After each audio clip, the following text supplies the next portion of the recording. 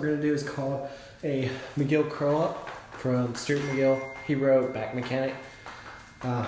He's known for the McGill Big Three, but on the McGill Curl Up, what we're going to do, we're actually going to place our hand underneath our back.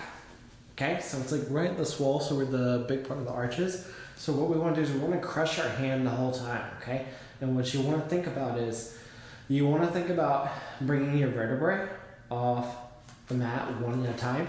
So you know your backbones, think about them opening up one at a time. So this one's a little bit harder to regress and progress. So what you want to do is, if you're having difficulty, maybe even just putting pressure into your hand and coming up a little bit, that can be your first one.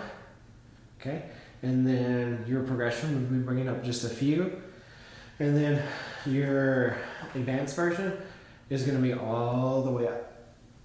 Okay, and then down real slow. So you'll notice when I'm doing these, I'm keeping my chin tucked, neutral, and then I'm coming up, and I'm going all the way up. So, and I'm going down slow.